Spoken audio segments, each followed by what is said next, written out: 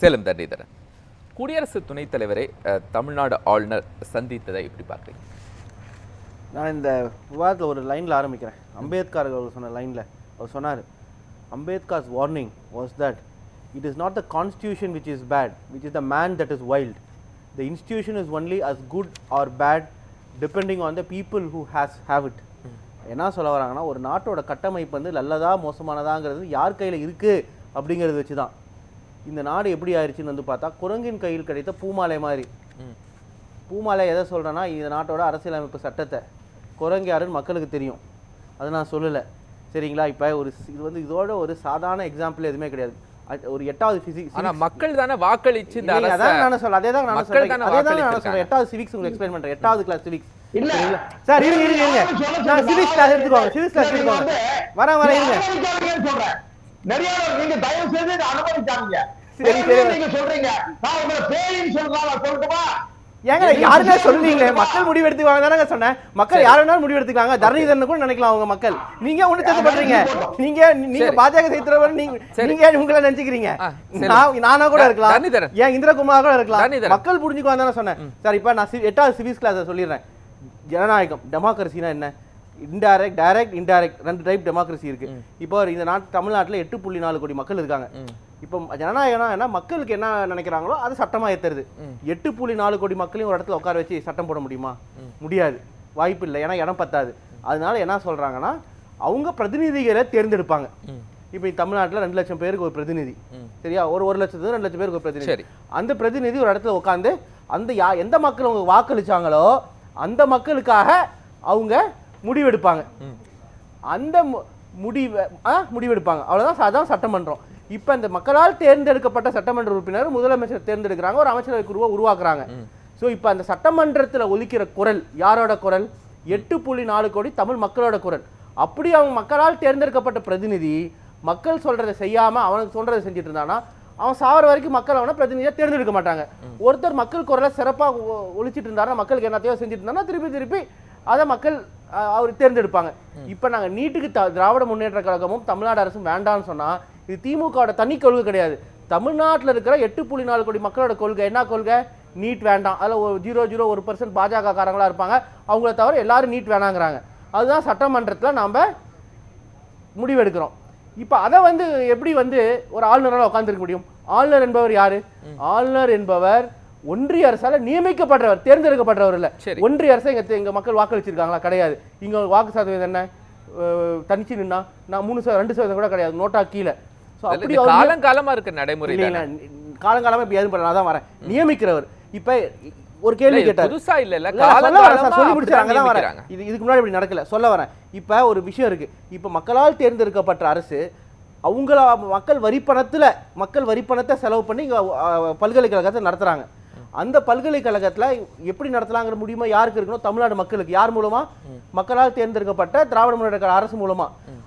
இவர் சொல்றாருல்ல, அங்க ஊழல் நடக்குது அப்படின்னா, அப்படி மக்களால் தேர்ந்தெடுக்கப்பட்ட அரசுனால ஊழல் நடந்தால் மக்கள் அந்த அரசை தண்டிப்பாங்க. 5 வருஷம் கழிச்சு அந்த அரசு வழி அனுப்பப்படும். ஆனா ஒரு ஆளுநர் யாரால் நியமிக்கப்பட்டவர் அங்க ஊழல் செய்யறாருன்னு வச்சுக்கோங்க, மக்களால் கேள்வி கேட்க முடியுமா? 10 வருஷம் நான் ஒரே ஆளுநரா இருக்கலாம்ல. அப்படின்னா ஜனநாயகமே அங்க ஃபெயில் ஆயிருது. பேசிக் ஃபேப்ரிக் ஆஃப் டெமோக்ரஸியே ஆளுநர் முடிவு எடுத்தா முடிவாயிருது. கான்ஸ்டிடியூஷனல் டிபேட் இல்லை, நிறைய விவாதிக்கப்பட்டது வந்து ஆளுநரோட பவர். அப்போ வந்து என்ன கேட்குறாங்க, ஆளுநரை பேசாமல் நம்ம தேர்தல் மூலமாக தேர்ந்தெடுக்கலாமா அப்படின்னு. அப்போ வந்து அம்பேத்கர் அவர்கள் சொல்றாரு, தேர்தல் மூலமாக தேர்ந்தெடுக்க கூடாதுங்க. ஏன்னா தேர்தல் மூலமாக தேர்ந்தெடுத்தால் அவர் வந்து மக்களால் தேர்ந்தெடுக்கப்பட்ட சட்டமன்றத்தோட சேர்ந்து ஒரு பேரலல் அரசாங்கத்தை நடத்துவார். அதனால அவர் நியமிக்கப்படணும். எதனால இந்த சிஸ்டம் வருதுன்னா, நம்ம ஃபாலோ பண்றது வெஸ்ட்மின்ஸ்டர் சிஸ்டம் ஆஃப் டெமோக்ரஸி. அங்க வந்து ஒரு செரிமோனியல் ஹெட் இருப்பாங்க. அது எப்படி அங்க யூகேல இருந்து ஒரு வெஸ்ட்மின்ஸ்டர் சிஸ்டம். செரிமோனியல் ஹெட் வந்து கிங்கும் குவீனும் தான். அவங்களுக்கு வாரம் வாரம் போய் என்ன நடக்குதுன்னு சொல்லிட்டு வருவாங்க. ஒரு சட்டம் வந்ததுன்னா பாராளுமன்றத்தில் பாஸ் ஆனதுக்கப்புறம் கிங்குக்கோ குவீனுக்கோ போவோம். அப்போ குவீன் இப்போ கிங்கு அவங்க உடனே கையெழுத்து போட்டுருவாங்க. உச்சநீதிமன்ற தீர்ப்பில் அது எல்லாமே எழுதியிருக்காங்க. கனடாவில் எப்படி போகுதுன்னு எங்கேயுமே வந்து கிங்கோ குவீனோ வந்து இல்லை நீங்கள் வந்து பண்ணுறது தப்புன்னு சொல்ல மாட்டாங்க. எதனால அப்படி சொன்னால் அது வந்து மக்களாட்சி கிடையாது, அது வந்து மன்னராட்சி. அதனால அவங்க சொல்றதுக்கு மேபி அப்பப்போ சஜஷன்ஸ் மட்டும் கொடுப்பாங்க. வேணா ஏற்றுக்கலாம், வேணா ஏற்றுக்க வேணாம். ஸோ இங்கே ஆளுநர் உட்கார்ந்து இருக்கிறது clear case of anti democratic activity. தீர்ப்பு வந்துருச்சு. இவங்க ரெண்டோருடைய சந்திப்பை எப்படி பார்க்குறீங்க சார்? இவங்க ரெண்டோட சந்திப்பு வந்து ஒரு நாடகம், சரிங்களா? இவங்க இப்போ நான் வைஸ் பிரசிடென்ட் இருக்காரு. வைஸ் பிரசிடென்ட் எதற்காக இப்படி பேசணும்? ஒரே காரணம் தான், பாஜக ஆட்சியில ஆளுநரும் சரி ஜனாதிபதியும் சரி எல்லாருமே வைஸ் வந்து அவங்க பிரசிடென்ட் செய்தி பேசுனதுல தொடர்பாளர்களா எது உங்களுக்கு செயல்படுறாங்க. தவறா தெரியுது? வைஸ் பிரசிடென்ட் பேசுனதுல எது தவறா தெரியுது? இல்ல இப்ப வைஸ் பிரசிடென்ட் கவர்னர் இப்ப இந்த கவர்னர் எடுத்துட்டீங்கன்னா அவருக்கு தோன்ற கொள்கையை பேசுவார். இல்ல, நான் அதான் தரணிதரன் அங்கதான் வரேன். கேக்குறது நான் சொல்றேன், நான் அங்கதான் வரேன். எது தப்புன்னு சொல்றேன். செய்தி தொடர்பாளர் மாதிரி பேசுறாங்க. இது என்ன பண்றதுன்னா இது ஒண்ணும் கிடையாது, உங்களுக்கு தெரியாதெல்லாம் ஒண்ணும் கிடையாது. அவங்கள பொறுத்த வரைக்கும் இந்த வெர்டிக்ட் வந்துருச்சு. உச்சநீதிமன்றமே இவங்க பண்றது தப்புன்னு சொல்லிட்டாங்க. அதுல வேற கேட்டிருக்காங்க, ஏன் பாஜக ஆளாத மாநிலங்களை மட்டும் டிலே ஆகுது, பாஜக ஆளுற மாநிலத்துல அரை மணி நேரத்தோட நீங்க பில் கையெழுத்து போட்டு அனுப்புறீங்கன்னு கேள்வி கேட்டிருக்காங்க. அப்ப இந்த ஆளுநர்கள் எப்படி செயல்படுறாங்கன்னா பாஜகவோட செய்தி தொடர்பாளர்களா செயல்படுறாங்க. ஜனாதிபதிகளும் அப்படி செயல்படும் போது என்ன ஆகுதுன்னா ஆளுநருங்கிற ஒருத்தர் முதல் குடிமகன்கிறதுனால அவருக்கு மீடியா கவரேஜ் அதிகம். அதனால ஒரு விஷயம் மக்களுக்கு போகுது. இப்ப சொல்ல வந்ததுக்கு என்ன காரணம், இந்த தீர்ப்பு அவங்க எதிர்பார்க்கல. இந்த தீர்ப்பு எதிர்பார்க்காத தீர்ப்பு, இந்த நெகட்டிவ் ப்ரொபகண்டா இருக்கு. அதை டிஸ்பெல் பண்றதுக்காக தான் ஜனாதிபதியை வர வைஸ் பிரசிடென்ட்டை கூப்பிட்டு இந்த மாதிரி பேசுகிட்டு இருக்காங்க. அவர் பேசியிருக்காரு. அவர் சொன்னது என்ன தப்புனா ஜுடிஷியல் ஓவர் ரீச்சிங் சொல்றதா தப்பு. இல்ல, ஜனாதிபதியை கூப்பிட்டு பேச சொல்லி இருக்காங்களா? துணை வைஸ் ஜனாதிபதி பிரசிடென்ட்டை கூப்பிட்டு பேச சொல்லி இருக்காங்க. பேசியிருக்காங்க. யாரு? ஒன்றிய அரசு. ஒன்றிய அரசு. ஆமா, நீங்க பேட்டர்ன் பாருங்க. தமிழ்நாடு மக்கள் புரியாத ஒன்று நீங்க இன்டர்ட் பண்ணாம ரெண்டுக்கும் பதில் சொல்றேன். இப்ப மக்கள் மத்தியில ஒரு பெர்செப்ஷன் உருவாயிருச்சு. என்ன பெர்செப்ஷன்? அப்பாப்பா உச்சநீதிமன்றமே சொல்றாங்க மோடி அரசு பண்றா தப்புன்னு. இது யூபி வரைக்கும் இந்த குரல் போயிருக்கு. இதை எப்படி வந்து அவங்களால சரி பண்ண முடியும்? பேசாமலேயே மத்திய அரசு ஆர்டினன்ஸ் கொண்டு வரலாம், ரிவ்யூ போகலாம், அவங்களுக்கு நிறைய ஆப்ஷன்ஸ் இருக்கு. துணை ஜனாதிபதியை கூப்பிட்டு இப்பெல்லாம் பேச வைக்கணும் தேவை இருக்குங்களா? எல்லா இடத்துலயும் அதான பண்றாங்க. பேட்டர்னை பாருங்க. இங்க என்ன அவங்க கையில இன்னும் பவர்ஸ் இருக்குதே, இன்னும் எக்ஸ்ட்ரா பவர்ஸ் இருக்கு. பவர்ங்கிறது நிஜ பவர் தான். துணை ஜனாதிபதியை வச்சு பேச வைக்கணும். நான் பேசுறேன், நாங்க வரேன். ரியல் டெமோக்ரஸில பவர் எங்க இருக்கு? மக்கள்கிட்ட. மக்கள் கிட்ட இதனால ஒரு நெகட்டிவ் நியூஸ் வந்துச்சுன்னா துணை ஜனாதிபதி வைஸ் பிரசிடென்ட் பேச சொல்றது. பாயிண்ட் 1. பாயிண்ட் நம்பர் 2 நான் சொல்றேன். என்னென்ன பண்றாங்க கேளுங்க. முன்னாடி டைம்ஸ் நோ டிபேட்டுக்கு போயிருந்தேன் வஃப் மசோதாக்கு. அந்த வஃப் மசோதா டிஸ்கஷன்ல கோர்ட் சொன்னது வந்து ஒன்றிய அரசு பண்ணது தப்புன்னு. ஆனா டிஸ்கஷன் டைட்டிலே வந்து எதிர்க்கட்சிகளுக்கு தலையில் உச்சநீதிமன்றம் கொட்டு வச்சுக்கிறாங்க. என்ன அது உச்சநீதிமன்றம் சொன்னது வேற, டிபேட் வேற. எதுக்கா? இதெல்லாம் மக்கள் பெர்செப்ஷனை மாத்துறதுக்கு. அந்த பெர்செப்ஷனை மாத்துற வேலை தான் வைஸ் பிரசிடென்ட் பேச வச்சது. வைஸ் பிரசிடென்ட் பேசுறது என்ன தவறு அப்படின்னா அவரு வந்து இந்திய அரசு புரியாம தப்பா சொல்றாரு. ஒரு வைஸ் பிரசிடென்ட் எப்படி பேச முடியும்? எப்படி அவர் புரியாம இல்ல, நான் தான் உங்களுக்கு சிவிக்ஸ் கிளாஸ்லயே சொல்லிட்டேன். 8வது சிவிக்ஸ் கிளாஸ் நீதிமன்றத்தினுடைய வழக்கறிஞரா இருந்தவர். என்ன வேணா நீதித்துறை சார்ந்து புரியல அப்படின்னு எப்படி புரியல தான் நான் சொல்றேன். எல்லாம் புரியாத விஷயம் சொல்லணும். அவர் எங்க வேணா லாயரா இருக்கட்டும் சார்.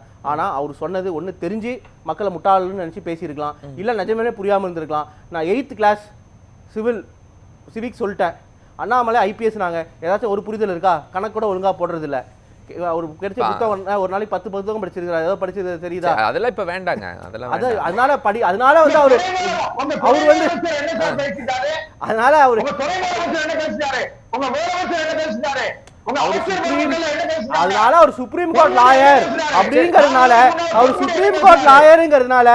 அவருக்கு வந்து எல்லாம் தெரிஞ்சிருக்கும்னு சொல்ல முடியாது. ஒண்ணு.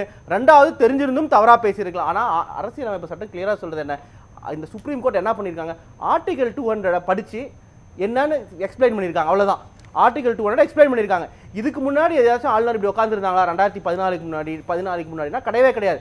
ஏன்னா ஆர்டிகல் 200 எழுதியிருக்கு as soon as possible நீங்க ஒரு பில் வந்துச்சுன்னா அதை உடனே நீங்க வந்து திருப்பி அனுப்பணும்.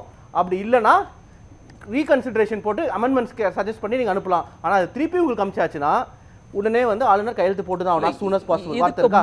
as soon as possible முன்னாடி காங்கிரஸ் ஆட்சி காலத்துலயும் ஆளுநருக்கு பெண்டிங் இந்த மாதிரியா பெண்டிங்ல இன்னாடிரேட்டா பெண்டிங்ல இல்லவே இல்ல.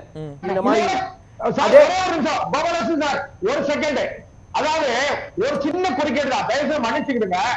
1990 இறுதியில சுர்ஜித் பர்னாலா வந்து தமிழ்நாடு கவர்னரா இருந்தாரு. அன்னைக்கு கலைஞர் முதலமைச்சர்.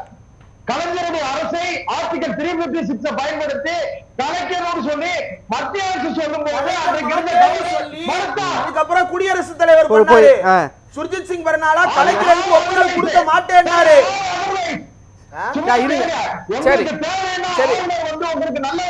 சுர்ஜித் சிங் பர்னாலா நல்லவர். சுர்ஜித் சிங் பர்னாலா நல்லவர். அவரை நீதிமன்றம் இப்படி கொண்டல. ஆர் ரவி மாதிரி மண்டையில வீசுற அளவுக்கு கொண்டு வைக்கிற உச்சநீதிமன்றம். சரிங்க, நான் வரேன் சார். நீங்க பேசுற விவாதம் எதுவும் சரியில்லை. முதல்ல அப்படி முன்னாடி நடக்கல. ரெண்டாவது வந்து நடந்திருந்தாலும் ஹிஸ்டரியை பார்த்து நம்ம கத்துக்கணும்.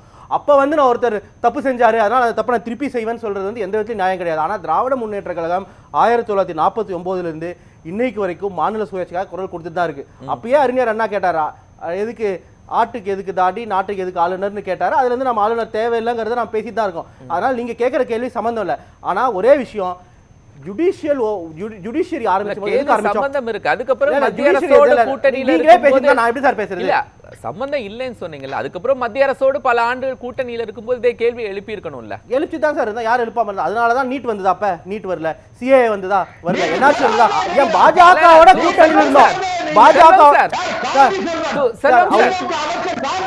நீங்க பேசுறீங்க, அவரு பேசுறாரு. செல்வம் சார் செல்வம் சரியா? இப்ப 99 இருந்து 2004 வரைக்கும் ஒரு தவறான கூட்டணி பாஜக கூட்டணி இருந்தோம். ஆனா எப்பயாச்சும் பாஜகவுல நம்மளோட கொள்கைக்கு எதிராக ஒரு விஷயம் செய்ய விட்டோமா? இல்ல. சிஏ அப்போ வந்ததா? என்ஆர்சி வந்ததா? ஆர்டிகல் 356 எடுக்கப்பட்டதா? எதுவுமே கிடையாது. எல்லாமே நம்ம சித்தாந்தப்படி தான் அப்ப அந்த ஆட்சியே நடந்தது. ஆனா அதிமுகவும் பாஜகவும் கூட்டணியில் இருந்தபோது என்ஆர்சி வந்தது, சிஏ வந்தது, நீட் வந்தது, ஆளுநர்கள் எப்படிலாம் செயல்படுறாங்க. அதனால நாம காங்கிரஸோட இருந்த போதும் சரி, பாஜகவோட இருந்த போதும் சரி, எப்பயுமே நாம மாநில சுயாட்சிக்கு தான் முக்கியம் கொடுத்துருக்கோம். முக்கியமான விஷயம் நான் சொல்லிடுறேன்.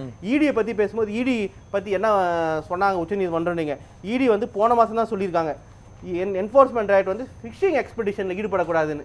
யார? என்ஃபோர்ஸ்மெண்ட் டைரக்டரேட் பத்தி சுப்ரீம் கோர்ட் ஃபிஷிங் எக்ஸ்பெடிஷன், மீன் பிடிக்கிற வேலை செய்யக்கூடாது. நிஜமேலுமே குற்றம் இருந்ததுன்னா நீ போ, குற்றம் இல்லைன்னா போகாதீங்க. இதெல்லாம் மீன் பிடிக்கிற வேலை. குற்றம் இருக்குமா? இப்போ இது டாஸ்மாக் சொன்னாங்க, இது அவருக்கும் சேர்ந்து சொல்றேன். ரெண்டாவது, இல்ல அதெல்லாம் எஃப்ஐஆர் அடிப்படையில தானே போறாங்க. ஏங்க சுப்ரீம் கோர்ட் சொல்றது நான் சொல்றேன். அது நீங்க சுப்ரீம் கோர்ட் நீங்க கேள்வி 47 எஃப்ஐஆர் இருக்கு, அதன் அடிப்படையில தானே. அதே மாதிரி ஜஸ்டிஸ் ஓகா சொல்லிருக்காரு, என்ஃபோர்ஸ்மெண்ட் டைரக்டர் விண்டிக்டிவா செயல்படுறாங்க, பழி வாங்குறதுக்காக செயல்படுறாங்க, அப்படி செயல்படக்கூடாதுன்னு சொல்லியிருக்காங்க. மூணாவது சொல்றேன், என்ஃபோர்ஸ்மெண்ட் டைரக்டரேட் பாஜக மறைமுகமா எதிர்கட்சிகளை சேர்க்கிறாங்கிறதையும் சொல்லியிருக்காங்க. அதே மாதிரி நீங்க இடி இன்வெஸ்டிகேஷனுக்காக வேணா ஒருத்தர் நீங்க லாக்அப்ல வச்சிருக்கலாம், ஆனா சரி கேஸ் போட்டு யாரையுமே லாக்அப் வச்சுக்க கூடாதுன்னு சொல்லி பவரையும் எடுத்திருக்காங்க இப்ப என்ஃபோர்ஸ்மெண்ட் டைரக்டர்னால. அதனால நீங்க சொல்ற மாதிரி உச்சநீதிமன்றம் சொல்லாம கிடையாது. ஆனா இது பேசிக்கான விஷயம். ஆளுநர் என்பவரும் சரி, ஜனாதிபதி என்பவரும் சரி, அவங்களோட டிசிஷன் எல்லாமே சுப்ரீம் கோர்ட்டுக்கு கீழே தான். இது எதனால இது பண்ணாங்கன்னா, ஒரு டெமோக்ரஸில செக்ஸ் அண்ட் பேலன்ஸ்ங்கிறது ரொம்ப முக்கியம். ஒரே பவர் எல்லாத்துக்குமே அப்சல்யூட் பவர் கொடுக்க முடியாது. சரிங்களா? அதனால தான் ஜுடிஷியரி, லெஜிஸ்லேட்டிவ், எக்ஸிகியூட்டிவ், அந்த பவர் செப்பரேஷன் அது பெரிய விஷயம்.